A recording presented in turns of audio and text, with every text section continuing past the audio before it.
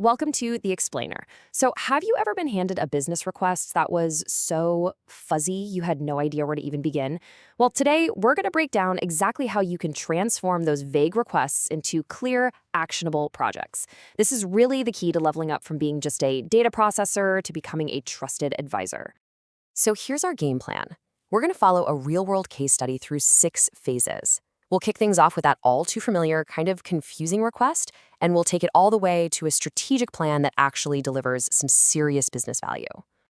Okay, let's dive right in. It all starts with a scenario that I'm sure feels pretty familiar to any data analyst out there, that vague request that just lands on your desk. A stakeholder comes to you, and they say this. It sounds important, it sounds urgent, but let's be real. Understanding what's working is incredibly vague. I mean, what does engagement even mean? For one person, it might be email clicks. For another, it could be repeat purchases. They're totally different things. And right here, this is the fork in the road. This is your choice point. You could have that data processor mindset and just jump right into building something. Or you can have the trusted advisor mindset. You resist that urge to build, and instead, you start by asking some really important questions. Trust me, this choice defines your impact. So, how do you make that leap from order taker to advisor? Well, it all starts by asking the right questions. The first job of a great analyst isn't to build stuff, it's to frame the problem correctly from the get-go.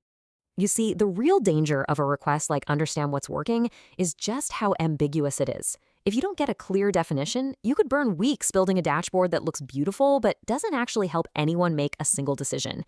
Your work has to be tied to an outcome. So, how do you get that clarity? You guide the conversation. You use open-ended questions like these. You're not just collecting requirements here. You're digging deeper to uncover the true business need that's hiding behind that fuzzy initial request. And your goal, your mission really, is to turn that vague idea into a smart question. This framework is just a powerhouse. It ensures your analysis is focused, it's impactful, and it's directly wired into the business objectives. Honestly, every good analysis has to start with a smart question. And look what happens when you collaborate. You and your stakeholder can work together to create a question that is so much more powerful, like this one. It's specific. We're talking marketing campaigns in Q1. It's measurable, the highest repeat purchase rate, and it's action-oriented, relevant, and time-bound. See? Now that is a problem you can actually solve with data. Okay, so you have this crystal clear, reframed question. What's next? Well, now you have to decide exactly how you're going to measure success. And that means picking the right metrics and, importantly, the right KPIs. All right, first up, let's talk metrics. Think of these as the raw operational numbers you track every day. They tell you what is happening with a very specific process. A classic example is something like an email click-through rate. But KPIs, now that's a different animal. A key performance indicator is tied directly to your most critical strategic business goals. It's not just measuring an activity, it's measuring your progress toward a huge, important objective. Here's a really simple way to think about it. KPIs are the big picture goals, right? The outcomes you're really trying to achieve. Metrics are all the little numbers you track along the way to see if you're actually on track to hit those KPIs. You could say metrics are operational, while KPIs are directional. They tell you if you're heading the right way. And this is where it all clicks into place. Look at how this table connects everything. Your smart question over there in the first column directly points to your KPI. In this case, the new customer repeat purchase rate. And that KPI tells you exactly which supporting metrics you need to be analyzing, like customer acquisition cost and click-through rates. It's a straight line from the question right to the data. Okay, so we've got the question, check. We have the KPI, check. And we know which metrics we need. Check.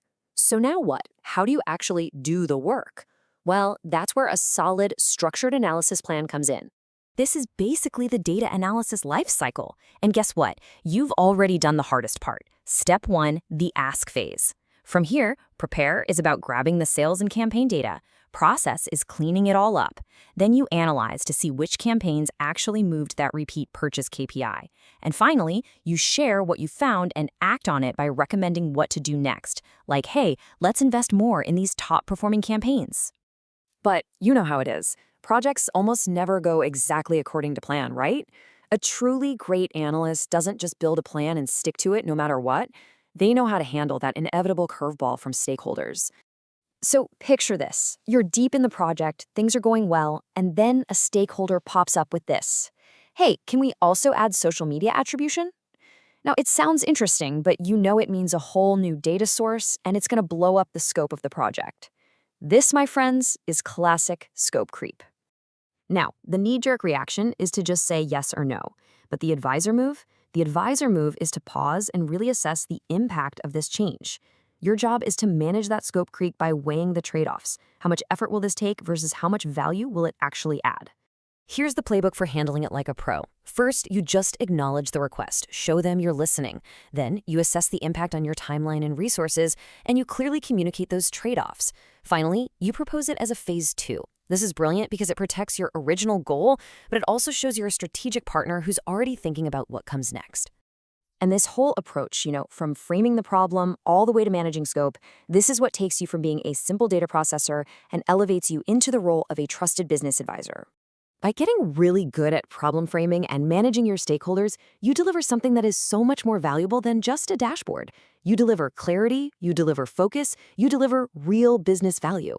You become that person who doesn't just answer questions, but helps the business ask the right questions. And that leads to way better decisions and ultimately better outcomes. So when you think about it, the most valuable, most impactful work you do as an analyst, it often happens before you even touch a single line of code or a single cell in a spreadsheet. It all starts with the ask.